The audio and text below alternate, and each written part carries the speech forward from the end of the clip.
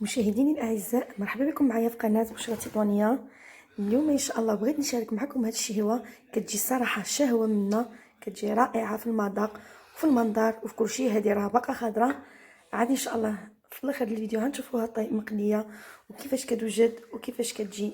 صراحه قمه في الروعه، لا في المذاق، تصلح المناسبات، الاعراس، اعياد الميلاد، تصلح في اي وقت في اي مناسبه. كتصلح الفطور، السحور، العشاء، يعني راه تقريبا فيها وجبه كامله، لان حكم المقادير اللي مصاوبه منه. فيها البيض، فيها الحليب، فيها الدقيق، فيها الكفته، فيها المهم مسائل كامله.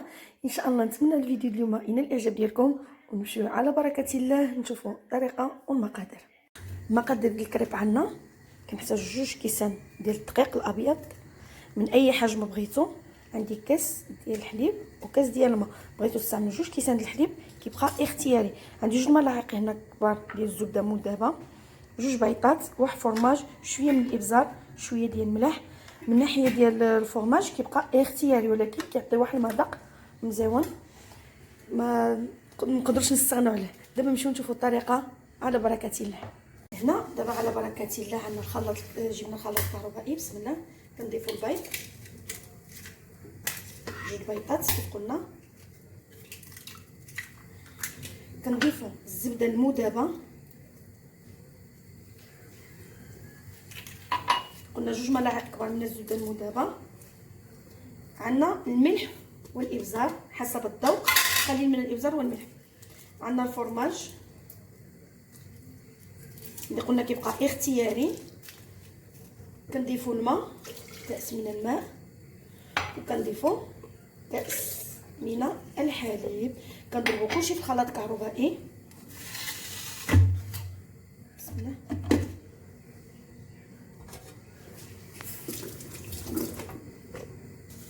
دابا من بعد ما خلطنا كلشي مع بعضو كنبداو نضيفوا الدقيق. هو الاخر الدقيق بالتدريج. نضيفوا الكاس الاولي، عملنا هاد الكاس الاولي ضفناه، نخلطوه.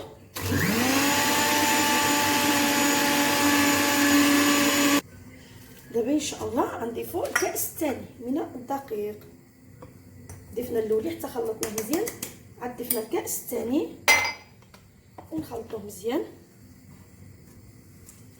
دابا من بعد ما سالينا كنجيبوا شي انيه بحال هذه ولا بانيو ولا اللي بغينا، كنضيفوا في هذيك الخليط، كنخليو في هذيك الخليط ديالنا، كنخليوه يستراح ونمشيو نوجدوا الحشوه ديالنا على بركه الله. الحشوه هنا كنحتاجوا نص كيلو ديال الكفته ديال الدجاج. يمكنكم تستعملوا 4. كيف قلت لكم انا غنخزنها ان شاء الله. عندنا 3 د الجزرات محكوكين اولا مفرومين بهذه الطريقه. انا فرمتهم، كيبقاو عاود اختياري. بغيتو طيبوا غير بصله، غير كفته بوحدها كطيبوا غير كفته بوحدها. عندي زيت المائده مع زيت العود، زيت الزيتون.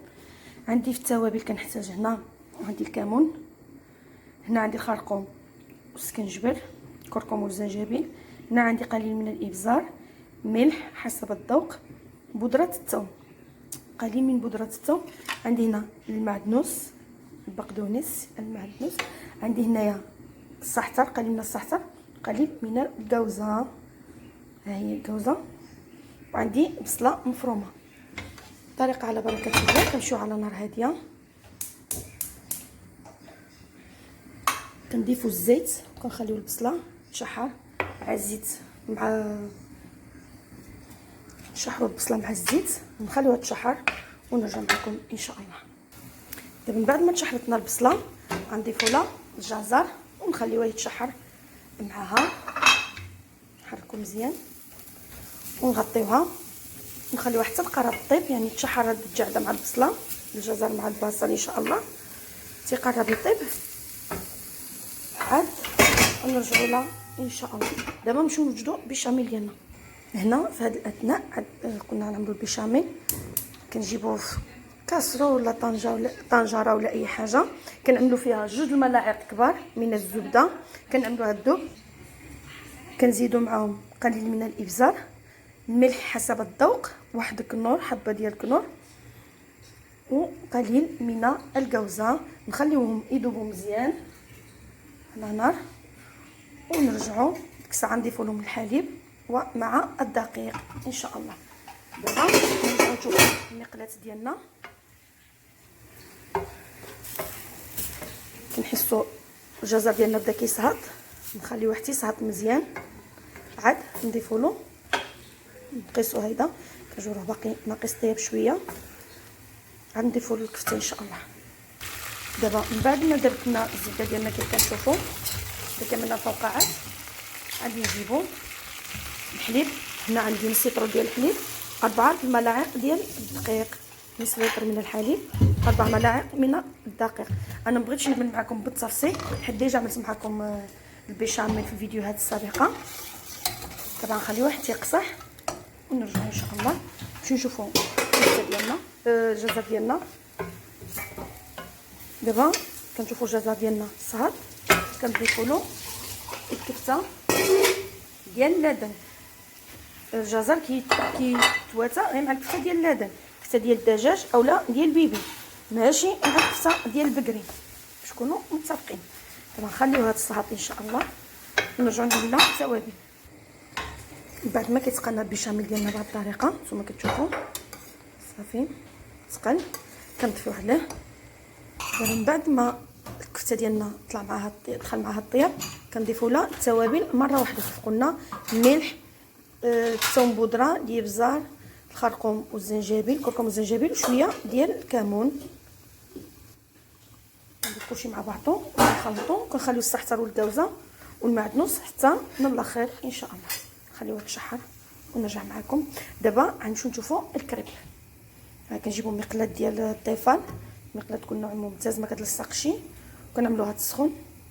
بعد ما سخنات معنا كنجيبوا الخليط ديالنا ديال الكريب، كندوزو شويه بالمغرفه بهذه الطريقه ها هي، وكنبداو نضيفو الحشوه ديالنا، نخليوه يتقلى مزيان حتى كيطيب من الجهه هادي، عاد كنقلبوه. من بعد ما كنحسوا بالكريب ديالنا طاب كنديو سباطو بحال هيدا من الجوانب باش كنحركوه. ما تستعملوش الحديد، اللوح واما المعدن. دابا غادي نشبرو ونقلبوها بهذه الطريقه.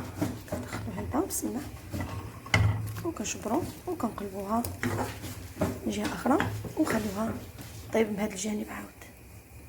هذا من بعد ما طاب من جوج الجهات كنستمروا بهذه الطريقه الى النهايه ونرجعوا نشوفوا شنو غنعملوا. الكفته ديالنا بعد ما تشحرت مزيان فتتناها، كنجيبوا فرشيطه بحال هذه كنبقاو نتكيو عليها، كنتكسو داك الكفته باش كيدخل فيها الطياب، لان حنا عندنا الغرض الكفته فتسه ما يكونوش الطروفه ديالها كبار، ما كتجيش لذيذه، تدخلش مع البنه ديال المذاق. دابا غنضيفو السحتر والكاوزه نخلطوهم، ونضيفو المعدنوس البقدونس. هاد الكفته ديالنا من بعد ما تشحرت مزيان شوفوا خصها تبقى طيب، ومن بعد ما طيب تبقى تشحر. شوفوا بدات كتلصق لي من تحت، عاد عرفوها مزيان. اذا خليتوها ناقصه واخا بالكم انها طيبه، هي ما كتكونش طيبه، هي ما كتكونش طيبه، واخا كطيب ولكن باش كتدخل معاها اللذه وكتجي في المذاق مزيونه خصنا نخليوها تبدا تلصق، يعني كيتبدل اللون ديالها كيرجع مغلوق شويه، عاد كتجي بنينه. دابا نطفيو عليها ونمشيو نعدلو نعمرو الكريب ديالنا ان شاء الله. ها الكريب ديالنا من بعد ما وجد كيف كتشوفوا معايا ما خليتوش يتحمر، كنخليه يعني غير كيطيب، كيطلع مع الطيب كنطفيلو باش غنبداو نعمروه. اذا حمرناه مزيان، اذا تحمرنا عيبسنا ما يجيناش ما يساعدناش في الخدمه. دابا نمشيو نعمروهم ان شاء الله على بركه الله. ما طابت الكفته ديالنا كيف عملنا هيدا في الطاسه ولا الطاوله ولا اي حاجه، كنجيبو داك البيشاميل وكنزيدو عليها كنخلطوهم مزيان وكنبداو نعمرو الحشوه ديالنا. انا نخلطهم ونرجع معكم باش نعمرو الحشوه مع بعضنا ان شاء الله. دابا كنجيبو الكريبه ديالنا بهذه الطريقه، كنحتاجو بيض مخفوق طرب كما كتشوفوا، كنحتاجو الشابلور بهذه الطريقه، وكنحتاجو الدقيق مخلط مع الماء، طحين خلطنا باش كنلصقوا به العجين ديالنا. دابا كنجيو لهنا كنجيبوا الكريب ديالنا كيف كتشوفوا معايا، نتمنى يكون التصوير واضح ان شاء الله.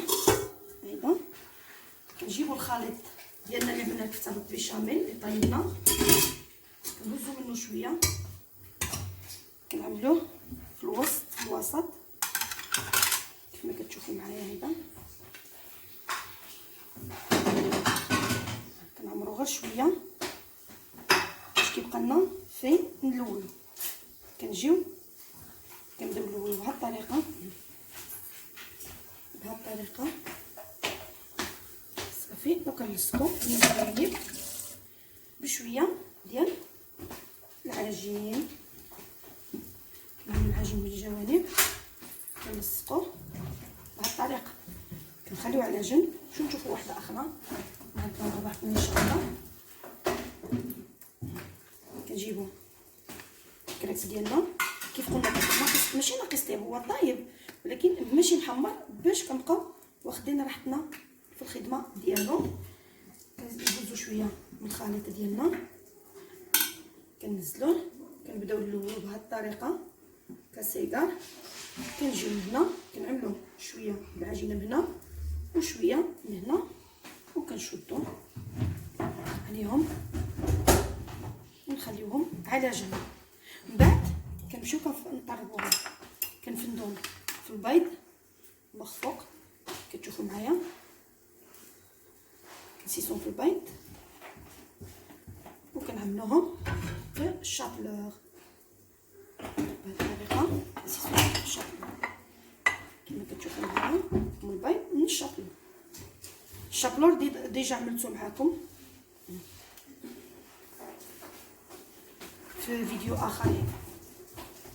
كنفندو في البيض من هنا ومن هنا وكنعملو كنوصلوهم البيضات مزيان باش ما كيتشخطنولناش شي، وكنعملوه في الشابلور بهذه الطريقه. كندهنو كلتا الجوانب ونبداو نقليو على راحتنا. نستمروا بهذه الطريقه ونرجعوا نشوفوا كيف غنقليوهم ان شاء الله. دابا هنا من بعد ما ساليناه كيف كتشوفوا معايا ها هو ملوناه كامل. كنجيبوا الزيت ساخن، بامكاننا نحتفظوا به في المجمد اللي كيبغي يقدر يحتفظ به في المجمد بحال اي نوع ديال الملح اخر. انا احتاجته دابا النص غادي نحيدو ان شاء الله والنص غنقليه معكم كيفاش. دابا بعد ما كنسخنوا الزيت مزيان كنبداو نقليو الكريب ديالنا. بسم الله نضربوا بهذه الطريقه الجهات اللي مطويين كنعملوهم من الاسفل باش ما يتحلولناش.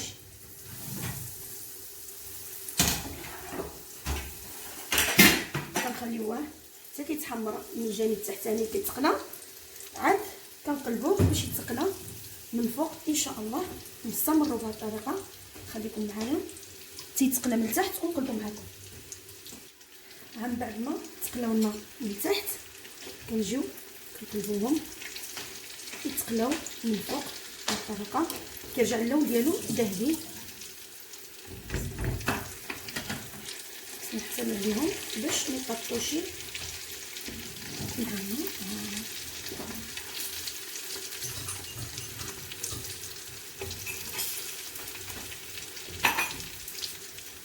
ها هو.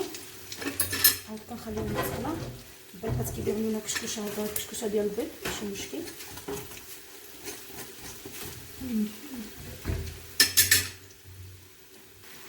من بعد ما كيتقلاو لنا كنجيبو شي طبسيل كنعملو بلاصيات بحال هكا باش كيصفنا داك الزيت وكنوزوهم.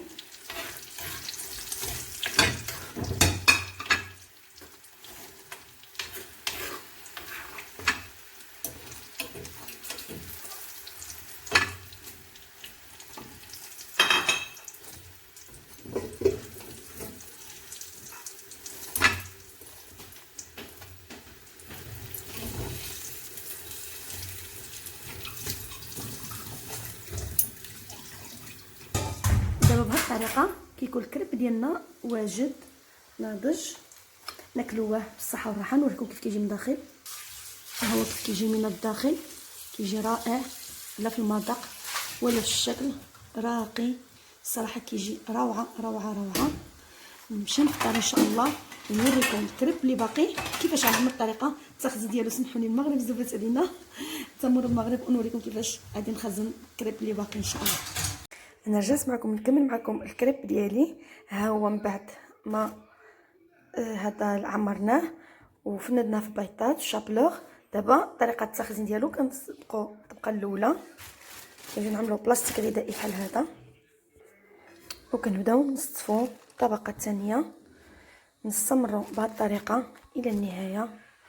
نتمنى الفيديو اليوم ينال الاعجاب ديالكم. قبل ما ننسى نتمنىكم الكريب يكون رقيق، حيت قليوه رقيق، ما تعملوهش غليظ باش يساعدكم في الخدمه، حيت اذا كان غليظ ما يساعدناش في الخدمه، ما يساعدكمش في الطوي وغيبقى يتفسح معكم. نتمنى كيف قلنا الفيديو اليوم ينال الاعجاب ديالكم، وما تنساونيش بتعليقاتكم، ونتمنى الفيديو يوصل لاكبر عدد من الناس ان شاء الله. اللي باقي ما ابوناش معايا ابوني باش يوصل دائما الجديد. نتمنىكم تخليوا لي كومونتير ديالكم، التعليقات ديالكم، اللي جربوا اللي ما جربوش ايضا ان شاء الله. الى اللقاء مع وصفه اخرى من وصفات بشرة تطوانية.